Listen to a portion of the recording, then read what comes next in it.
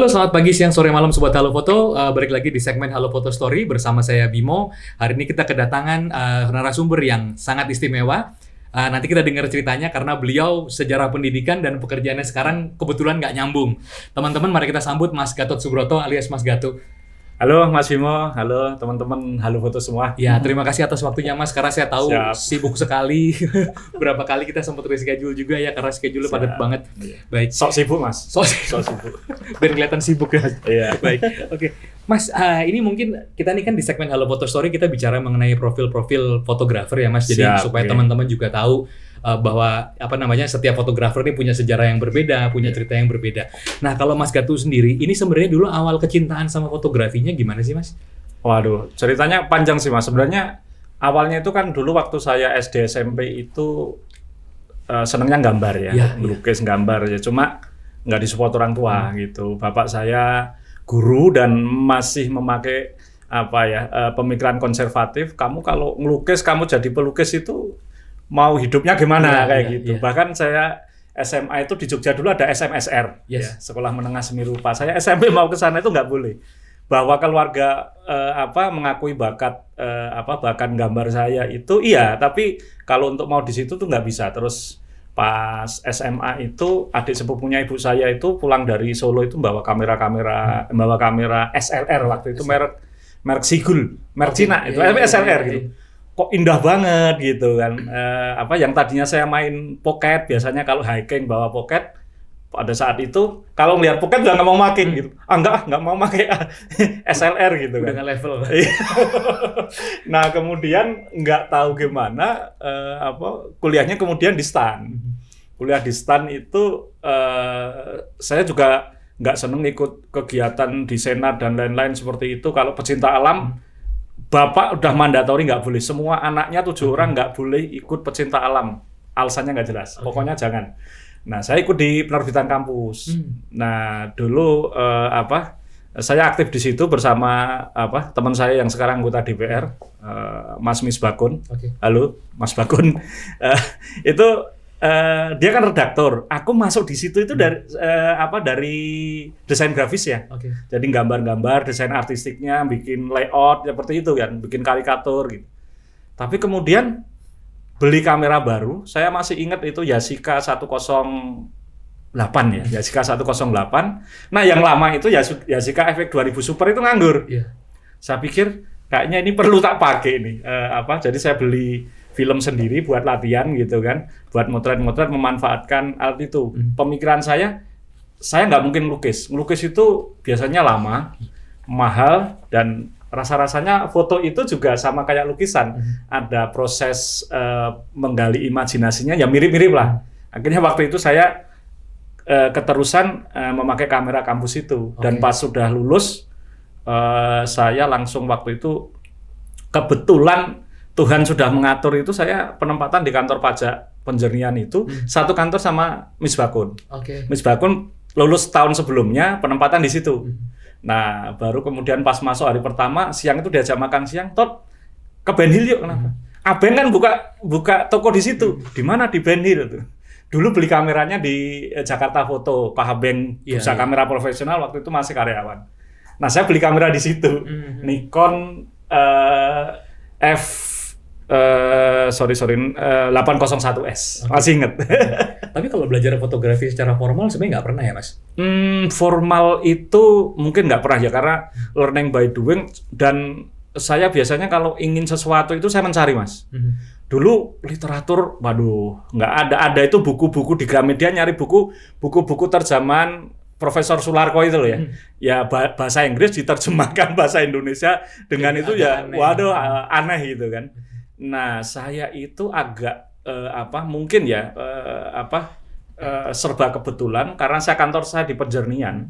Gramedia kan kantornya di Palmerah ya, Palmerah Selatan nomor 22, masih ingat gitu. Wajib pajak saya dulu. Klien berarti. Nah, di situ ada waktu itu Fotomedia kemudian menjadi majalah foto yang rutin, majalah Fotomedia itu, dan di sana ada membuat grup yang namanya grup foto gitu, atau klub foto namanya klub foto Fotomedia. Setiap Kamis ada pertemuan. karena deket saya ikut. Jadi setiap Kamis saya main ke situ gitu. Disitulah saya mendapatkan pembelajaran foto yang kayaknya formal, dalam tanda petik formal. Belajar lighting dari Mas Ferry Ardianto, Pak Iwan Zahar. Ngimpi apa gitu, orang kampung dari Gunung Kidul tiba-tiba di Jakarta diajarin lighting sama Mas Ferry Ardianto gitu kan. Terus banyak banget di situ pembicara-pembicara yang hebat, termasuk pengenalan alat-alat gitu. Berarti sebenarnya lari ke fotografi karena bisa dibilang pelarian nggak Mas? Karena sebenarnya kan sukanya melukis sebenarnya. Ya mungkin Tuhan sudah mengatur itu sih Mas, dan saya biasanya ya kalau sudah punya hobi satu ya udah serius. Kalau nyari-nyari hobi agak apa ya, boros gitu. Hobi itu kan biasanya boros gitu. Bikin happy, hobi itu sesuatu yang bikin happy tapi biasanya kalau diteruskan boros gitu. Memiskinkan. Iya.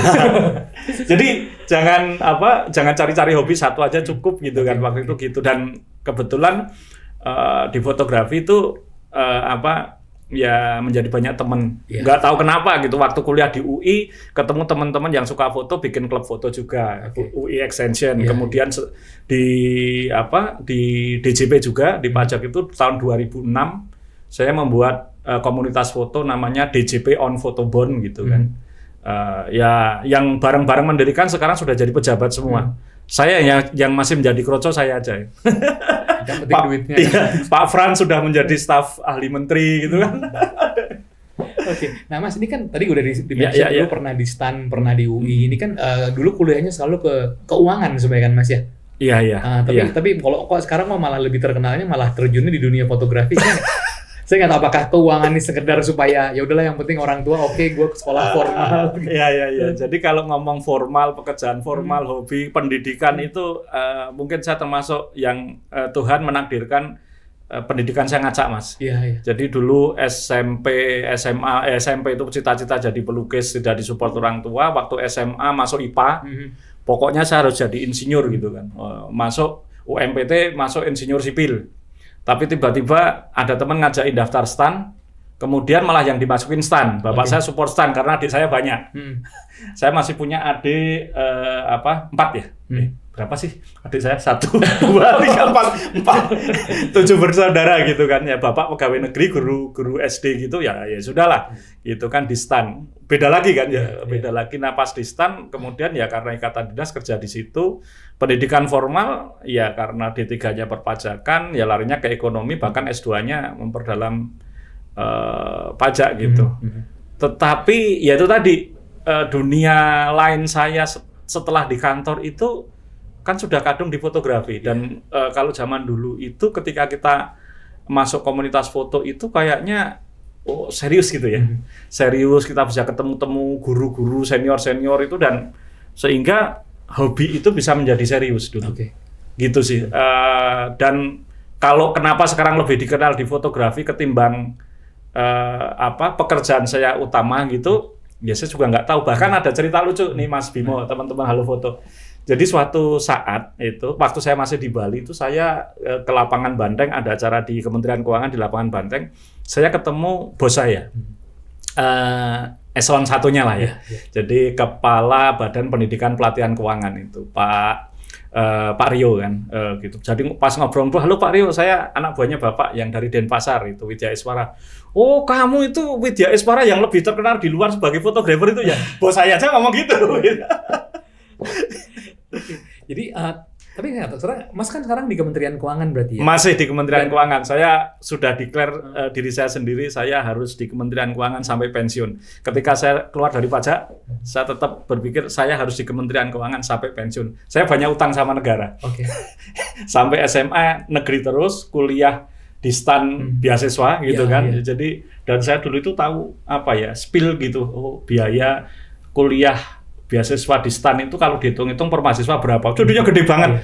Kayaknya sampai pensiun itu belum lunas utang saya. Jadi mudah-mudahan bisa sampai pensiun itu Mas Bimo. Baik. Di Kementerian Keuangan, jenengan berarti juga ngajar fotografi ya? Atau gimana? Nah, ini ceritanya juga lucu lagi Mas Bimo. Jadi kan ada mengerjakan pekerjaan Kementerian Keuangan plus jadi mentor fotografi juga begitu. Gitu. Jadi gini. Dulu kan saya lulus pajak itu kemudian jadi pegawai pajak. Tahun 2011 ada teman ngajak, jadi Widya Iswara yuk. Widya Iswara itu trainer, pengajarnya pegawai ya di Badan Diklat. Karena dari pajak saya masuk di situ jadi pengajar pajak dong sampai tahun 2016. Tapi di Badan Pendidikan Pelatihan Keuangan itu selain Pusdiklat Pajak ada juga Pusdiklat Keuangan Umum yang ngurusin diklat recycle bin. Oke. Ya kan ada pajak, bea cukai, ada anggaran. Nah, di luar itu kebutuhan stakeholder itu apa? Itu kita turutin. Nah, di situ ada multimedia, desain grafis, fotografi, videografi. Selama ini ketika ada program itu kan nggak punya pengajar. Pengajarnya dari luar terus, Mas. Bayarnya mahal. Nah, tahun 2020 ketika saya di Denpasar itu baru dipindah lagi ke Jakarta. Terus dipindah ke Pusdiklat Keuangan Umum, saya ditanya, Pak Gatot mau ngajar apa? Loh, Ibu narik saya ke sini buat apa? Pak, tolong diurusin multimedia, desain grafis, fotografi, videografi, media sosial, kehumasan itu. Bu, saya kan nggak punya background itu, saya nggak punya pendidikan formal itu. Nggak ada orang lain, harus Bapak. Jadi sekarang saya malah di kantor itu pekerjaan saya utama itu yang ngajar fotografi, videografi, ya, multimedia gitu ya, kemudian pengelolaan media sosial, kehumasan, ya, event management, termasuk bikin podcast ya gini. Oke. Aneh ya dunia. Hari ini jadi narasumber. Oke, Mas, sebenarnya kalau Mas Gatot sendiri ini sebenarnya fotografer komersil atau malah fokusnya malah ke mentoring sebenarnya? Saya kalau ditanya apakah saya fotografer profesional, saya selalu declare saya fotografer amatir, Mas. Okay. Karena profesionalnya saya kan di Kementerian Keuangan menjadi pengajar. Jadi saya menghidupi keluarga saya mostly dari sana. Jadi di fotografi dari dulu sampai sekarang ya saya ya masih cenderung amatir. Pernah sih dari zaman analog dulu itu mencoba. Saya itu orangnya kan penasaran, Mas ya. Nyoba jadi fotografer wedding seperti apa itu zaman analog dulu itu pernah. Ternyata fotografer wedding itu nyari duitnya gampang gitu kan. Cuma capek banget gitu gini-gini dan pekerjaannya panjang gitu kan. Itu dulu pernah nyoba. Kemudian pokoknya foto-foto motret BOD company profile untuk itu pernah juga, Mas, beberapa BUMN kayak gitu, perusahaan swasta nasional itu saya pernah motret BOD-nya mereka. Tapi saya menggunakan untuk belajar. Oke. Saya biar bisa sharing ke orang. Jadi gimana cara saya belajar praktek itu, saya kan ya ada teman-teman yang profesional itu, ada Putra Johan, ada Mas Darwis dan lain, saya banyak belajar dari mereka. Dan ketika saya bekerja seperti mereka, meskipun dalam tanda petik cuma ingin mencoba seperti itu, saya harus profesional. Jadi saya untuk asisten lighting saya minta lightingnya Mas asistennya Mas Antoni Ismail. Jadi serius gitu kan. Lampunya saya sewa gitu seperti itu. Oh, gini tau profesional, coba pernah. Landscape pernah. Ke dunia profesional berarti tahun berapa itu, Mas? Oh, enggak declare profesional langsung, Mas. Jadi saya cuman biasanya kalau pas ada seperti itu, aku mau belajar ini, saya ngambil beberapa kali. Selesai udah. Cari pengalaman aja. Iya. Sehingga dan saya biasanya kalau belajar itu serius, baca buku, cari itu kan. Motret. Mungkin sekarang orang lihatnya saya banyak di street photo. Padahal dari 2005 sampai 2008 itu saya motret kemana-mana landscape, Mas. Orang-orang belum mengenal filter-filter, saya sudah cari filter-filter itu. Sampai ke BNS Amerika, nitip Mas Yadi Yasin, saya udah motret itu. Taunya kalau orang-orang tahun 2005-an itu, Gatot Subroto itu yang landscaper itu. Tapi kan saya selalu mencari hal baru di fotografi. Orang bisa bosen di fotografi, kemudian ganti hobi. Nah, kalau buat saya, rasanya itu fotografi itu nggak akan pernah habis dieksplor itu. Gitu. Jadi masih banyak yang karena di portfolionya banyak human interest sama landscape kan, Mas. Termasuk jurnalistik, saya belajar di antara jurnalistik itu hampir setahun setiap Sabtu Minggu saya belajar ke sana. Meskipun saya bukan wartawan foto, tapi saya belajar foto jurnalistik di sana, langsung yang ngajar Mas Oscar Motulo. Kemelinti urusan itu saya. Oke, berarti sekarang fotografi lebih ke ini ya, Mas, lebih ke passion sebenarnya, bukan profesi ya. Iya, passion. Jadi kayak hobi yang menghasilkan, tapi gimana caranya berbagi sama yang lain. Iya. Jadi saya nggak ya seperti itu, Mas, mungkin ya. Jadi mungkin kalau saya dapat sesuatu dari fotografi itu, kalau kita pakai hukum keseimbangan alam, kekalan energi, yin yang kayak gitu, oh mungkin ini karena saya memberikan saya ketika berfotografi dalam tanda petik itu saya memberikan energi tertentu sehingga suatu saat energi itu balik. Dan kalau diceritain itu banyak cerita-cerita unik berkaitan dengan fotografi yang kaitannya dengan mungkin rezeki, duit dan lain-lain itu kadang-kadang Gusti Allah itu bisa ngasih rezeki dengan bercanda. Makanya ini yang saya pengen tanya Mas, kalau fotografi profesional itu kan duitnya lumayan lah ya, dengan punya kerjaan resmi, lalu punya hobi yang menghasilkan. Tapi kenapa ujungnya lebih memilih untuk jadi mentor atau mengajar? Apa yang mau dikejar Mas sebenarnya? Karena itu, pasti duitnya lebih kecil kalau komersil kan sebenarnya kan? Iya, benar-benar setuju itu Mas. Ya, karena pernah mencoba gitu motret company profile aja. Betul. Sekali motret itu bisa ya minimal 50 juta, 60 juta ya gitu kan. Bersih-bersih ya 40 jutaan dapat gitu kan. Jadi tahu gitu kan kurang. Tapi gini Mas, jadi ya sebenarnya saya kan ngalir aja kan di situ karena di fotografi itu tadi masih banyak yang belum saya pelajari. Jadi kalau sekarang saya boleh meminta kepada Tuhan itu mungkin sehari bisa dikasih waktu lebih dari 24 jam biar saya sempat baca-baca buku. Saya tuh beli buku banyak belum sempat kebaca semua Mas. Nah, awalnya sih mungkin ketika saya pindah dari orang kantoran dalam tanda petik gitu kan. Kemudian jadi pengajar Mas. Tahun 2011. Di situ tuh saya baru belajar mengajar itu seperti apa. Orang itu punya gaya belajar masing-masing. Tipikal masing-masing ada auditori, ada kinestetik, kemudian tipikal orangnya itu ada ya beda-beda gitu kan. Jadi perilaku orang itu dipelajari, kemudian segala hal yang berbau pembelajaran itu dipelajari. Andragogik seperti pembelajaran orang dewasa. Kemudian saya mikir, ternyata dunia pengajaran itu nggak sederhana. Pantesan, waktu itu saya mikir gini, pantesan di fotografi itu banyak fotografer hebat, senior-senior saya tuh fotonya bagus-bagus, motretnya keren, teknisnya jago, tapi ketika suruh ngajar, suruh workshop, strukturnya itu nggak enak kita sebagai pendengar agak susah memahami gitu, gitu banyak gitu. Nah, hanya sedikit fotografer dulu yang bisa ngajar. Misalkan sebagai satu contoh khusus itu Pak Gunadi Haryanto. Mudah-mudahan Pak Gunadi, Pak Gun sehat gitu ya, sudah sepuh gitu. Dia salah satu fotografer senior yang bisa ngajar. Bahkan saya banyak belajar dari beliau.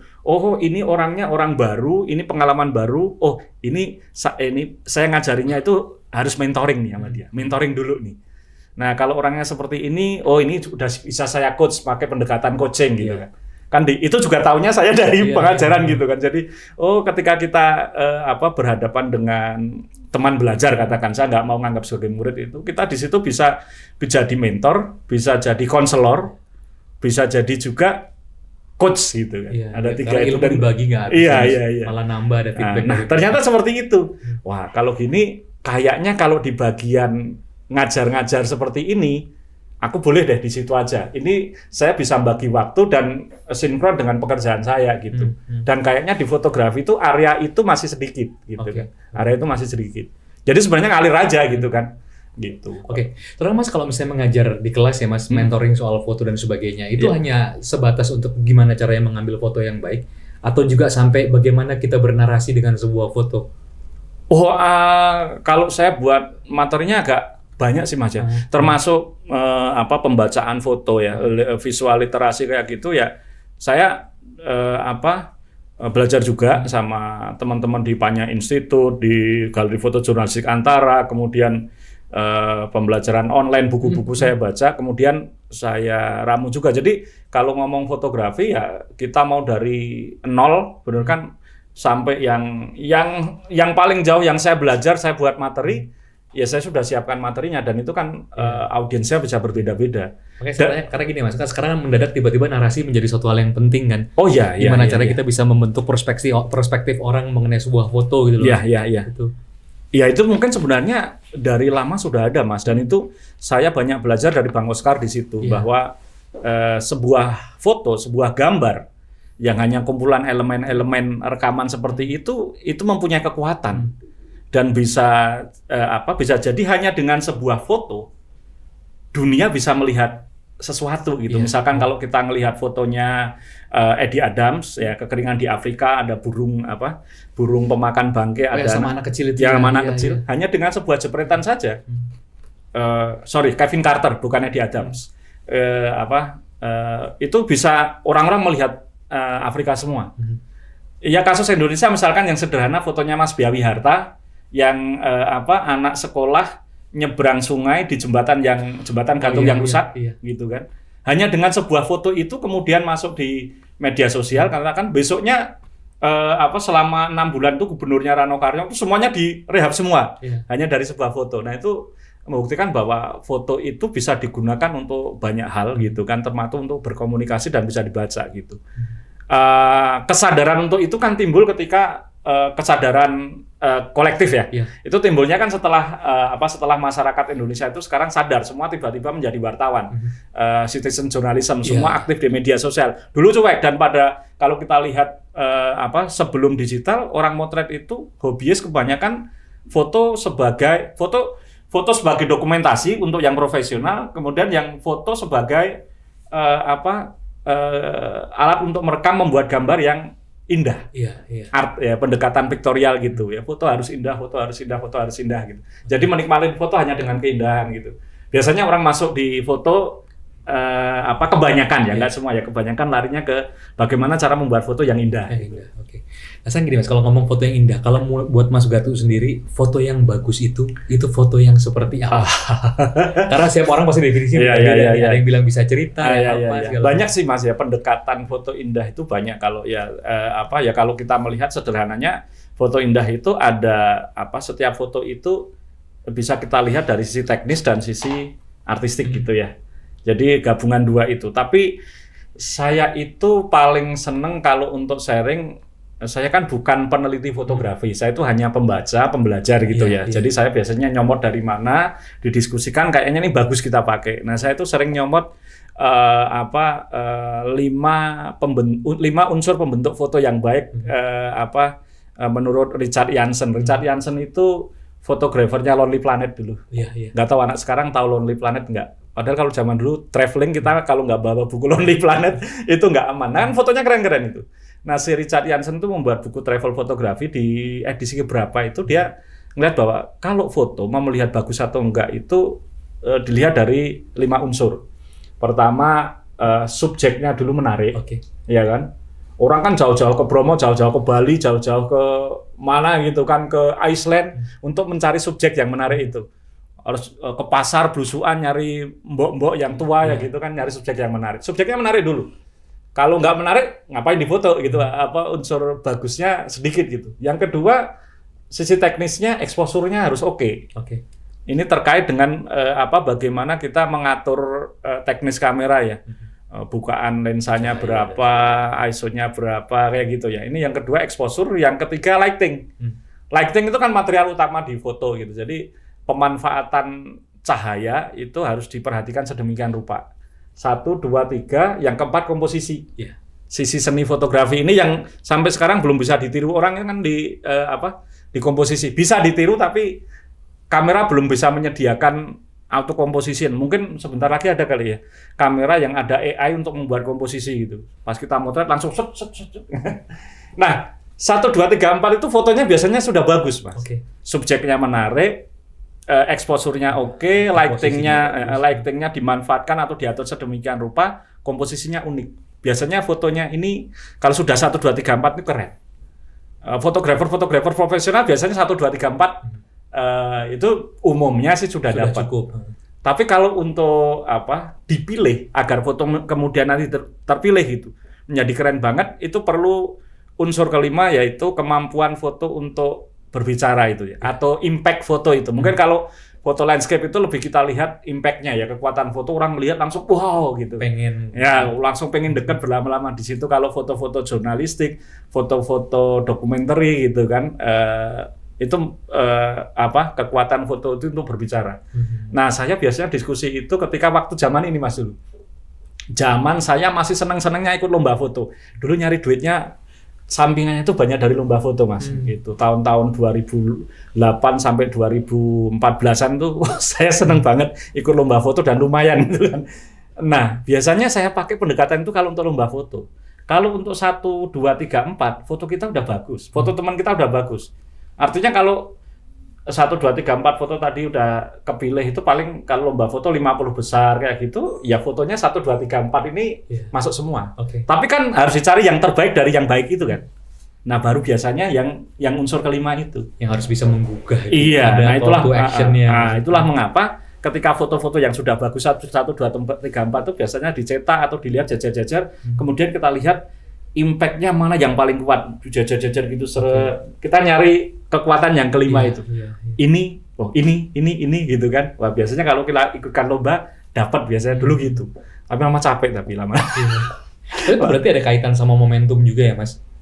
Ada momentum, ada mungkin juga ada ya banyak momentum ada di dalamnya, Mas. Iya, baik.